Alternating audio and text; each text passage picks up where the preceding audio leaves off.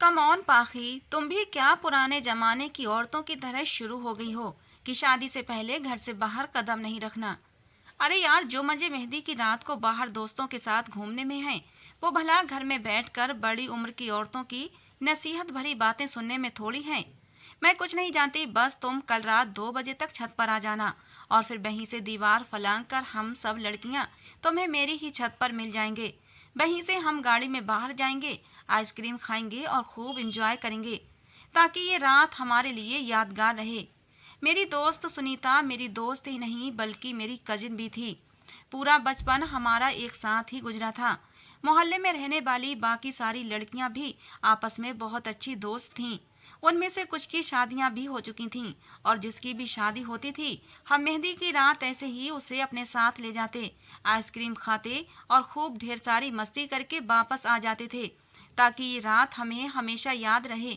लेकिन मेरी फैमिली बहुत ज़्यादा एडवांस सोच नहीं रखती थी, इसलिए मेरी माँ ने तो शादी के 15 दिन पहले ही मुझ पर पाबंदियां लगा दी थीं कि खबरदार, जो तुमने बाहर जाने का नाम भी लिया, ये सब शादी से पहले ठीक नहीं होता।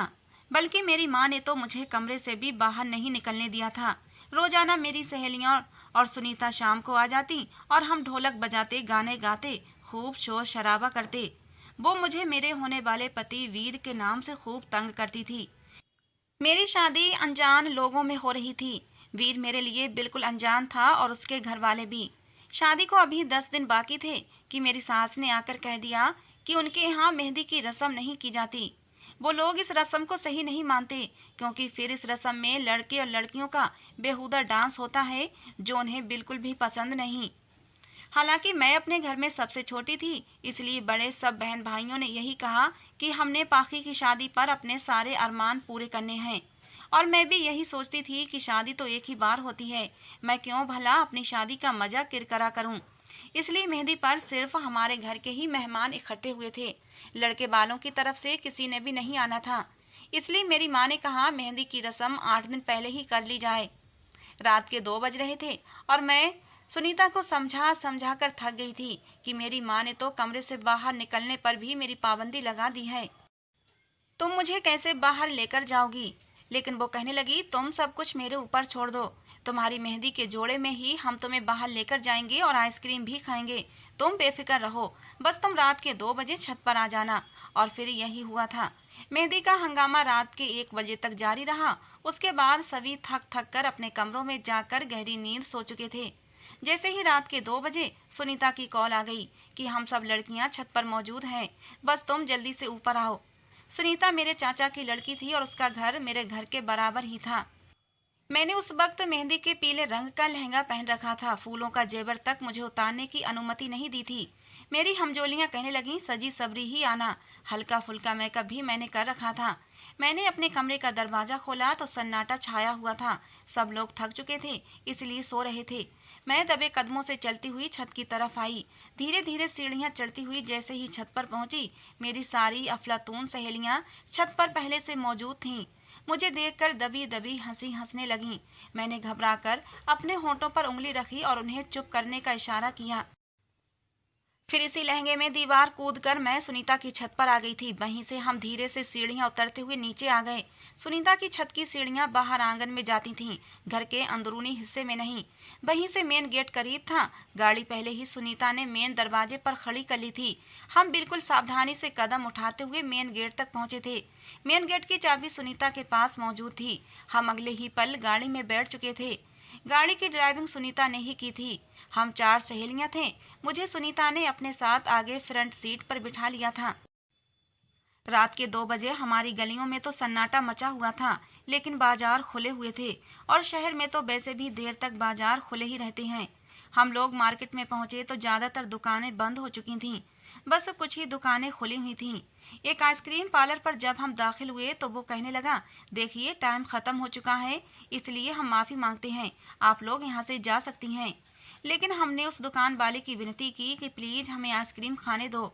सुनीता कहने लगी, हमारा नहीं तो दुल्हन का ही ख्याल कर लो, जो घर वालों से छुपकर आइसक्रीम खाने आई है। इस बात पर सब लड़कियां हंसने लगी थीं। दुकान वाला भी मुस्कुराने लगा। कहने लगा, अच्छा चलो आ जाओ अंदर। पूरा पार्लर खाली था सिवाय एक टेबल के। वहां पर एक नौजवान लड़का ढेर सारी आइसक्रीम अपने सामने रखे खा रहा था। जब हम अंदर दाखिल हुए तब हमने उसे देखा था। उस लड़के की नज़र मुझ पर ही टिकी हुई थी, क्योंकि मैंने ही मेहंदी का लहंगा पहन रखा था, जो अच्छा खासा फैंसी भी था।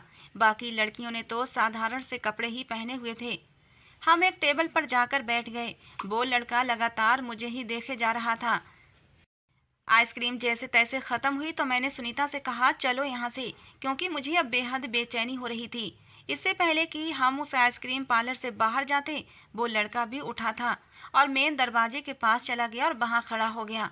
हम अभी अपनी कुर्सियों से उठ भी नहीं पाए थे जब उसने मेन गेट के पास खड़े होकर आइसक्रीम वाले को गुस्से से पुकारा। कहने लगा, बाहर निकलो और दुकान का शटर बंद कर दो। ये सुनकर तो हम सब लड़कियों की जान निकल गई थी। साथ ही उस लड़के ने अपनी जेब से पिस्तौल भी निकाल ली थी। ये देखकर हम सबके रंग उड़ गए थे। हम सब लड़कियां फौरन आइसक्रीम पार्लर के मेन दरवाजे पर चले गए। हमें लगा वो आदमी शायद दुकान लूटने आया है, इसलिए हमारा यहाँ से जल्द निकल जाना बेहतर है। हमने कहा, हमें यहाँ से बाहर जाना है। वो लड़का मेरी तरफ बढ़ा और कहने लगा, ऐसे कैसे जाने दूं तुम्हें? तुम्हारे हुस्न ने तो मेरे होश उड़ाए हैं। क्या कमाल लग रही हो। ये सुनकर मेरा दिल धड़कना भूल गया था। ये कहने के बाद उसने आइसक्रीम पार्लर के मालिक से कहा कि तुम बाहर जाकर शटर बंद करते हो या फिर मैं तुम्हारा भेजा उड़ा दूं। उसने अपनी पिस्टल को आइसक्रीम पार्लर के मालिक के सर की तरफ तान कर कहा था। आइसक्रीम वाला डर गया। मेरी दोस्तें भी घबरा गई थी। मेरा तो ये हाल था कि मैं तो रोने को थी। मैंने कुछ संभल कर कहा, तुम जानते नहीं हो कि मेरा भाई पुलिस में है। छोड़ दो मुझे, वरना मैं तुम्हें छोड़ूंगी नहीं, पुलिस के हवाले कर दूंगी। मुझे यही बहाना उस वक्त ठीक लगा था। ये सुनकर वो नौजवान हैरत से मुझे देखने लगा। कहने लगा, अच्छा तो तुम मुझे पुलिस के हवाले कर दोगी? उसने मुझे बाजू से पकड़कर पीछे किया और दरवाजे से हट गया। उस दुकानदार से कहने लगा, जाओ बाहर और जो कहा है वो करो। फिर मेरी दोस्तों से कहने लगा, सामने टेबल पर बैठ जाओ। अपनी इस खूबसूरत सहेली को अपने साथ लेकर जाना चाहती हो ना? इसकी शादी है ना? इसे मैं बताता हूँ कि शादी वाले दिन सुहागरात कैसे मनाई जाती है। ये सुनकर मेरी जान लबों पर आई थी। मेरी दोस्त भी उससे कहने लगी कि भगवान के लिए हमें जाने दो, हम तुम्हें अपना मोबाइल और पर्स में जितने भी पैसे हैं वो सब देने को तैयार हैं। वो कहने लगा, पैसा नहीं चाहिए, ये लड़की चाहिए। मैंने उसके सामने हाथ जोड़ दिए। मैंने कहा, मुझे जाने दो, तुम्हें भगवान का डर नहीं है जो तुम ये पाप कर रहे हो। देखो, मुझे बर्बाद मत करो, मेरी शादी होने वाली है। ये सुनकर वो हंसने लगा। कहने लगा, क्यों, क्या होने वाला पति डीएसपी नहीं है? मुझे जेल की सलाखों के पीछे नहीं करवाओगी? वो एक कदम मेरी तरफ बढ़ा था और मैं डर के मारे कांप रही थी। कहने लगा, अब तो मुझे जिद हो गई है, मैं भी देखना चाहता हूँ ये लड़की मुझे कैसे पुलिस तक पहुँचाती है। मैं इसे किसी भी कीमत पर नहीं छोड़ूंगा। वो अभी बात ही कर रहा था कि जब दुकान का शटर बंद हुआ था। मेरी दोस्त हाथ जोड़कर उस लड़के से कहने लगी, हमें जाने दो। तो उसने बंदूक उनकी तरफ तानी और कहने लगा, ज्यादा बकवास की ना तो तुम लोगों को गोली मार दूंगा। चुपचाप जाओ और टेबल पर बैठ जाओ। वो तीनों चुपचाप कोने में बने केबिन में चली गई थीं। वो लड़का मेरी तरफ बढ़ रहा था। मैंने कुर्सी उठाई और उसको मारने की कोशिश करने लगी, लेकिन उसने कुर्सी को पकड़कर एक तरफ फेंक दिया। कहने लगा, अगर तुमने कोई भी बदतमीजी करने की कोशिश की तो याद रखना, तुम्हारी इज्जत की अर्थी निकाल कर रख दूंगा। तुम्हें सुबह होने से पहले नहीं छोड़ूंगा। लेकिन अगर तुमने मेरी बात मान ली तो मैं तुम्हें जल्दी ही छोड़ दूंगा और तुम वापस अपने घर चली जाना और शादी मनाना। उसके शब्दों से और उसके अंदाज से लग रहा था जैसे वो नशे में है। कहने लगा, किसी को कानो कान खबर नहीं होगी। लेकिन मुझे ये बात मंजूर ही नहीं थी। मैं कैसे कोई पाप कर सकती थी। मैंने कहा, तुम मुझसे दूर रहो, मैं तुम्हें जिंदा नहीं छोड़ूंगी। मैं तुम्हें पुलिस के हवाले कर दूंगी। पूरी जिंदगी हवालात के अंदर सड़ते रहोगे। लेकिन उस आदमी ने बड़ी बेदर्दी से मुझे अपनी हवस का निशाना बनाया था। मेरा चीखना, चिल्लाना और मेरी दोस्तों की सिसकियां बस मुझे यही आइसक्रीम पार्लर में सुनाई दे रही थीं। अपनी ख्वाहिश पूरी करने के बाद वो लड़का कहने लगा, अगर तुम ये सब कुछ शराफत से करने देती तो मैं तुम्हें छोड़ देता, लेकिन अब मैं तुम्हारी कमर पर कुछ ऐसी निशानी लगाऊंगा कि तुम्हारा पति शादी की रात ही उसे देखकर तुम्हारी हकीकत जान जाएगा। ये कहने के बाद उसने अपनी जेब से कोई नुकीली चीज निकाली थी। मैं उस वक्त वैसे भी बिल्कुल बेजान हो चुकी थी। उस आदमी ने मुझे अपने जुनून का निशाना बनाया था।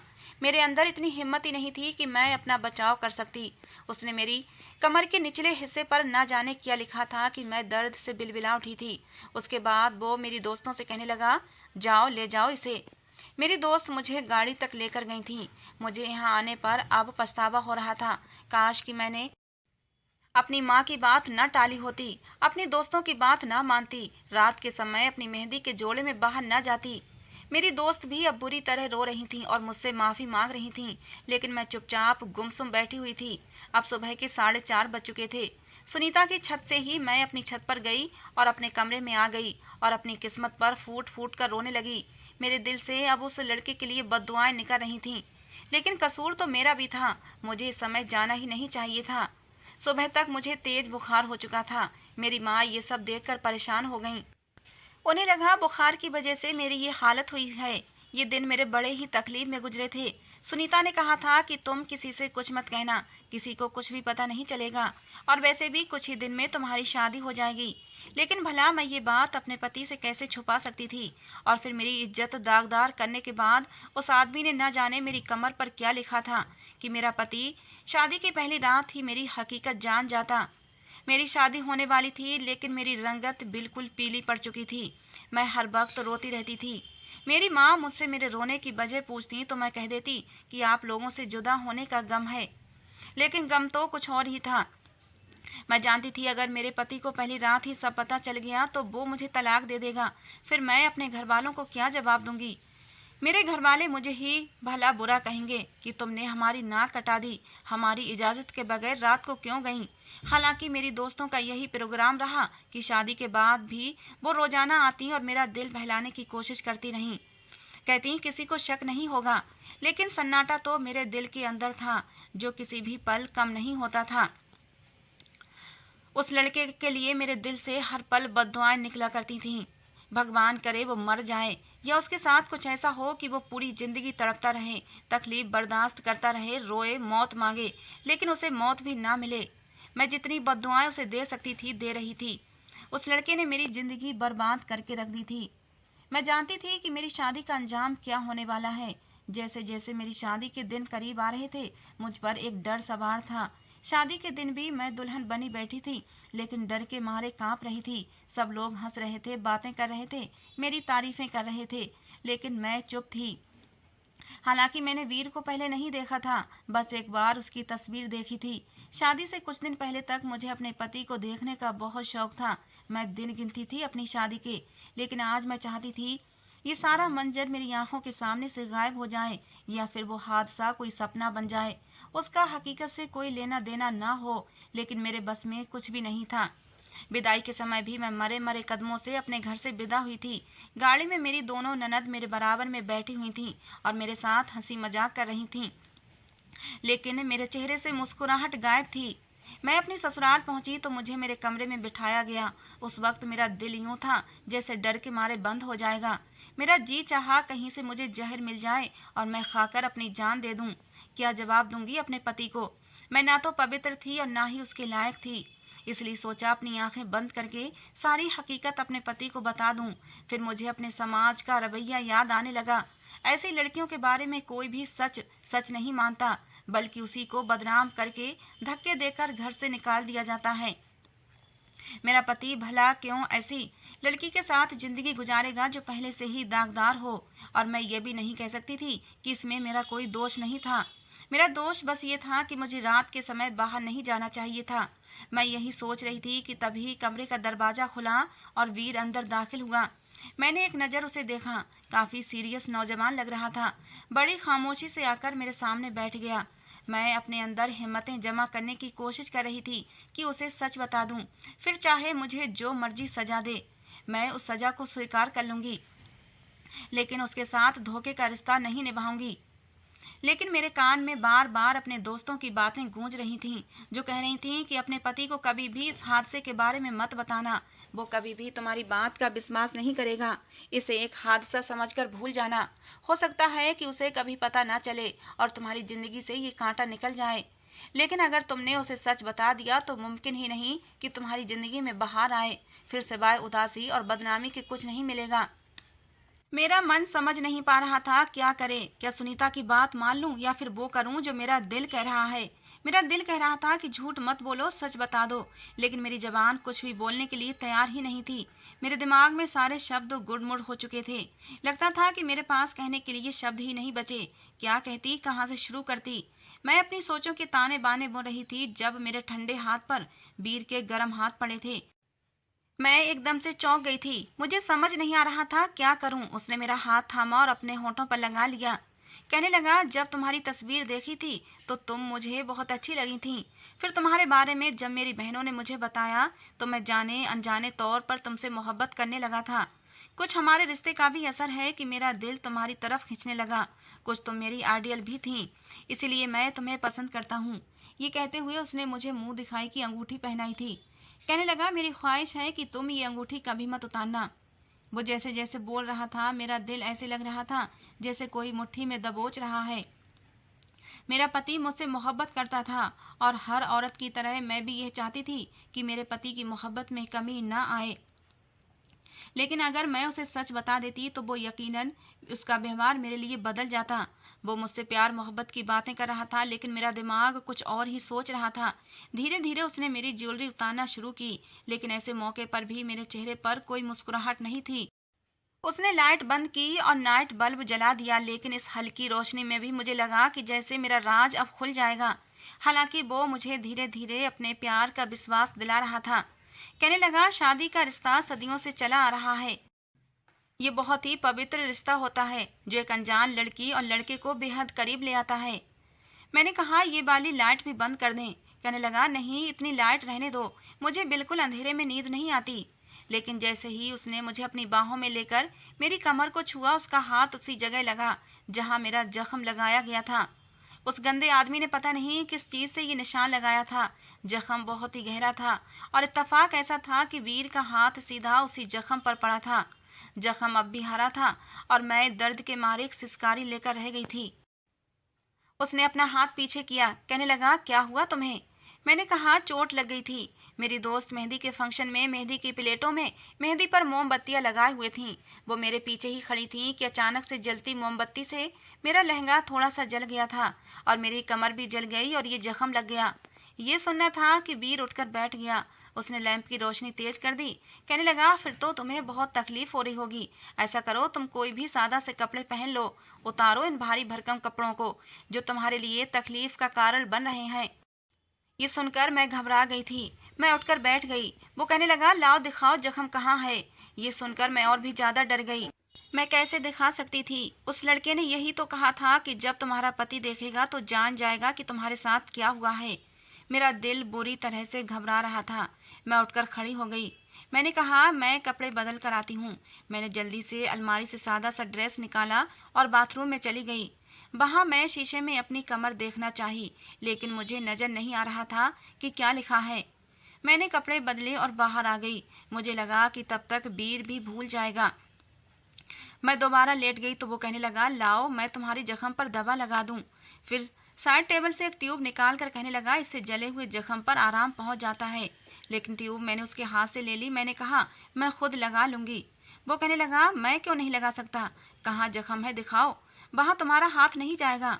मैं नहीं चाहती थी वो देखे, क्योंकि उसे देखते ही वो मेरा राज जान जाता। मैं चाहती थी समय जैसे तैसे गुजर जाए तो अच्छी बात है, लेकिन मेरे बार बार कहने पर भी वो नहीं माना। मैंने अपनी आंखें बंद कर लीं और खुद को किस्मत के हवाले छोड़ दिया।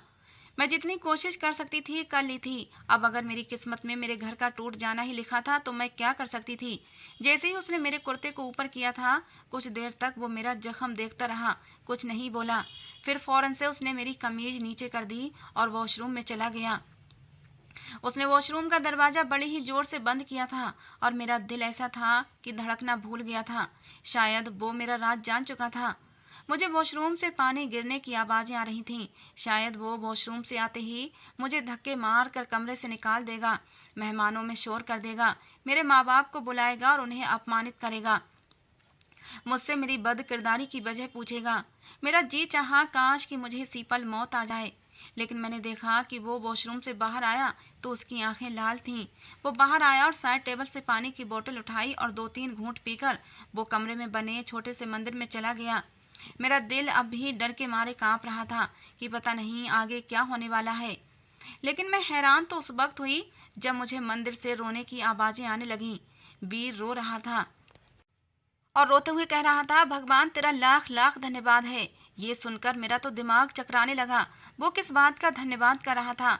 मुझे तो लगा था कि ये सब देखकर वो मुझे घर से निकाल देगा, लेकिन वो तो, या शायद उसने किसी और बात का धन्यवाद किया होगा। शायद उस लड़के ने मेरी कमर पर सिर्फ जख्म ही डाला होगा, कुछ भी ऐसा नहीं लिखा होगा कि जिससे ये पता चल सके मेरे साथ क्या हुआ है। जैसे ही वो मंदिर से बाहर आया मेरे पास बैठ गया और फिर मेरी कमर पर दबा लगाई। कहने लगा, पाखी तुम्हें आराम की जरूरत है, तुम ऐसा करो सो जाओ।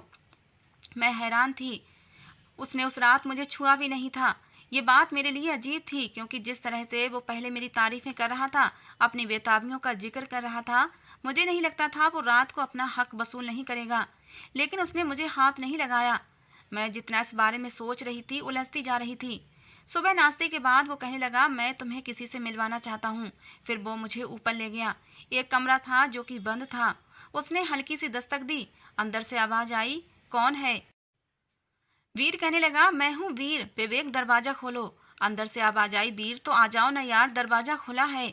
जैसे ही वीर ने दरवाजा खोला मुझे लगा कि जमीन फटी है और मैं उसके अंदर चली गई हूँ। मुझ पर जैसे कयामत टूटी थी क्योंकि सामने तो वही लड़का व्हील चेयर पर बैठा हुआ था। जितना उसे देखकर मैं हैरान थी उतना ही वो लड़का मुझे देखकर हैरान था। मेरा दिल तो ये था कि धड़कना भूल गया था। मैं फौरन से पलट गई। मैं बाहर जाने लगी जब वीर ने मेरा बाजू पकड़ा। कहने लगा, ये मेरा छोटा भाई है, मिलोगी नहीं इससे?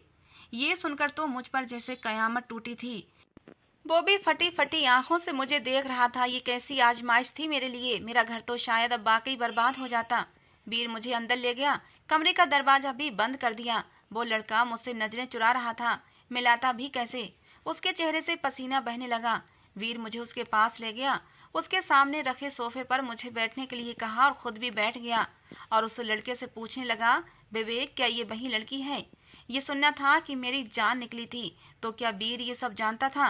विवेक ने नजर नहीं उठाई थी, हालांकि उसने अपना सर हिलाकर हाँ का इशारा किया था। साथ ही साथ वो फूट फूट कर रोने लगा। कहने लगा, मुझे माफ कर दो, मैंने तुम्हारे साथ बहुत बड़ा जुल्म किया था, लेकिन देखो मुझे इसकी कितनी बड़ी सजा मिली है। कहने लगा, उस रात मेरे दोस्तों ने मुझे शराब पिला दी थी और अगर मैं ऐसे ही घर चला जाता तो मेरी माँ को पता चल जाता। इसलिए मैं आइसक्रीम पार्लर पर जाकर ढेर सारी आइसक्रीम मंगाई और खाने लगा।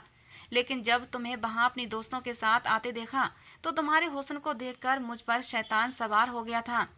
मैं कभी कभी शराब पी लिया करता था, लेकिन मेरे घर वाले नहीं जानते थे, सिवाय वीर के, क्योंकि मैं उससे कुछ नहीं छिपाता था। वो मुझे हमेशा रोकता था कि ये मत किया करो। मैं कहता, छोड़ दूंगा, बस शौक है, कुछ साल अपना शौक पूरा करने के बाद छोड़ दूंगा। लेकिन तुम्हें देखने के बाद एक तो शराब का नशा, ऊपर से शैतान सवार, फिर तुम्हारी धमकी ने मुझे और भी गुस्सा दिला दिया। मैं तुम्हें वहां आइसक्रीम पार्लर में बर्बाद करने के बाद जब अपनी बाइक पर सवार होकर घर आ रहा था तो रास्ते में मेरा एक्सीडेंट हो गया और मैं हमेशा हमेशा के लिए अपनी एक टांग खो चुका हूँ। ये कहकर वो फूट फूट कर रोने लगा। कहने लगा, मैंने वीर से कहा कि मुझे उस लड़की की बददुआ लग गई है, मैंने उसके साथ अच्छा नहीं किया। कुछ दिन बाद उसकी शादी थी। अगर उसके पति ने सच जान लिया तो वो उसको छोड़ देगा, उसकी जिंदगी बर्बाद हो जाएगी। बस एक बार मेरी खातिर उस लड़की को ढूंढ लो। मैंने वीर को बता रखा था कि मैंने उस लड़की के निचले हिस्से पर अपने नाम का पहला लेटर बी का निशान बना दिया है। मैं तो बस हैरान सी आंखें फाड़े से देख रही थी। वीर कहने लगा, पाखी जो कुछ हुआ उसमें तुम्हारा कोई दोष नहीं, वो बस एक हादसा था और तुम्हारे साथ गलत करने वाला मेरा ही बेगैरत भाई था। लेकिन ये मेरा भाई है, इसलिए इसे जान से भी नहीं मार सकता। वैसे भी ये आधा मर चुका है, सारी जिंदगी से अपाहिज बनकर गुजारनी है। अगले हफ्ते ही इसकी टांग का ऑपरेशन है और डॉक्टर इसकी टांग काट देंगे क्योंकि पूरी टांग में इन्फेक्शन फैल चुका है। इसलिए मेरी तुमसे विनती है कि तुम इसे माफ कर दो। मैंने कहा, माफ कर दूं? कैसे माफ कर दूं? क्या माफ करना इतना आसान होता है? मैं फूट फूट कर रो रही थी। मैंने कहा, तुम्हें नहीं पता इसने मेरी रूह तक को घायल किया है। मुझे पता होता कि ये तुम्हारा भाई है तो मैं तुमसे कभी भी शादी ना करती। तुम बेशक मुझे छोड़ दो, लेकिन इस आदमी के लिए मुझसे माफ़ी मत मांगो। ये कहकर मैं कमरे से निकल गई थी। तेजी से सीढ़ियां तय करके अपने कमरे में चली आई और रोने लगी। ये कैसी आजमाइश थी। अगर ये वीर का भाई न होता तो क्या वीर मुझे स्वीकार करता। मैं चुपचाप आकर अपने बेड पर लेट गई। दिल कह रहा था कि सब कुछ छोड़ छाड़ कर चली जाऊं। मैं रोज रोज उस आदमी की शक्ल नहीं देखना चाहती थी जिसने मेरे साथ ये जुल्म किया था, लेकिन दिमाग मुझे समझा रहा था कि जो कुछ हुआ उसे भूल जाओ और अपनी नई जिंदगी की शुरुआत करो। जब इस बात का खुलासा होगा तो तुम भी कसूरवार ठहराई जाओगी। शादी के फैंसी लहंगे में रात के 2 बजे जाने की क्या तुक थी। लोग तुम पर भी उंगली उठाएंगे। अगले हफ्ते विवेक का ऑपरेशन हुआ। उसकी टांग काट दी गई थी। मैंने अभी तक वीर को कोई जवाब नहीं दिया था और ना ही उसने मुझे हाथ लगाया था। हालांकि वो मुझे बार बार कहता कि विवेक को माफ कर दो। विवेक मेरे सामने नहीं आता था, लेकिन विवेक की टांग काट देने के बाद भी विवेक का जख्म भर नहीं रहा था। उसका इन्फेक्शन बढ़ता ही जा रहा था। डॉक्टर निराश थे। कहने लगे, अगर ये इन्फेक्शन पूरे शरीर में फैल गया तो हम इसे बचा नहीं सकेंगे। उस दिन वीर मेरे सामने हाथ जोड़कर बैठ गया। कहने लगा, अगर तुम विवेक को माफ कर दोगी तो मुझे विश्वास है कि भगवान भी विवेक को माफ कर देगा और वो सही हो जाएगा। भगवान के लिए मेरे भाई को बचा लो। मैं जानता हूँ उसने तुम्हारे साथ गलत किया, लेकिन उसे उसकी सजा मिल चुकी है। अगर वो मर भी गया तो मरने के बाद भी उसकी आत्मा को चैन नहीं मिलेगा, हमेशा तड़पता रहेगा, क्योंकि तुम उसे माफ नहीं करोगी तो मरने के बाद भी बेचैन ही रहेगा। अब मैं इतनी पत्थर दिल भी नहीं थी। विवेक की चीखें मेरा दिल दहला देती थीं। उसकी तकलीफ दिन ब दिन बढ़ती जा रही थी और उस दिन मैं बिना किसी को बताए विवेक के कमरे में चली गई थी। मुझे देखकर उसकी आंखों में आंसू आ गए थे और मेरे सामने उसने हाथ जोड़ दिए। मैंने विवेक के हाथों को थाम लिया। मैंने कहा, विवेक, मैंने तुम्हें माफ कर दिया है। उस रात तुमने जो किया शायद नशे की हालत में किया था, लेकिन मेरी रूह भी तुम्हारी उस हरकत से घायल हो गई थी। लेकिन तुम्हारी तकलीफ को देखकर मैं तुम्हें माफ करती हूँ और भगवान से प्रार्थना करूंगी कि वो भी तुम्हें माफ कर दे और तुम्हारी तकलीफ को कम कर दे। ये कहकर मैं कमरे से बाहर चली आई थी। मैंने भी भगवान के सामने हाथ जोड़कर विवेक की सेहतमंद होने की दुआएं मांगी थीं। तीसरे दिन विवेक अमेरिका चला गया था अपना इलाज करवाने और वहां पर अच्छे से अच्छे डॉक्टर से उसका इलाज कराया गया। कुछ ही दिन में खबर आई थी कि विवेक एकदम ठीक हो गया है और ये खबर सुनकर मेरे दिल को भी सुकून आ गया था। पूरे 2 महीने के बाद वीर ने और मैंने अपनी शादीशुदा जिंदगी की शुरुआत की थी। 6 महीने के बाद विवेक घर आया था। घर वाले उससे मिलकर बहुत खुश हुए थे। किसी को भी उम्मीद नहीं थी कि वो बच जाएगा, लेकिन भगवान के चमत्कार पर सब लोग खुश थे। उसको नकली टांग लगा दी गई थी और वो लंगड़ा कर चलता था। कुछ दिनों में ही उसने एक अनाथ आश्रम खोल लिया था और अनाथ बच्चों और विधवा बेसहारा औरतों को अपने अनाथ आश्रम में सहारा देने लगा था। जब विवेक को ये सब काम करते देखती हूँ तो दिल को सुकून मिलता है कि मैंने सही समय पर उसे माफ करके उसे जीने की एक उमंग दी थी। अगर मैं उसे माफ न करती तो शायद वो अपनी जिंदगी की जंग हार जाता और जहाँ वो आज इतने अनाथ और बेसहारा लोगों की मदद कर रहा है वो नहीं कर पाता। तो दोस्तों, आज की हमारी ये कहानी आपको कैसी लगी जरूर बताना। पसंद आई हो तो प्लीज़ लाइक करना। रोज एक नई कहानी सुनने के लिए हमारे चैनल को भी सब्सक्राइब करना। मिलते हैं दोस्तों अगली किसी नई कहानी के साथ।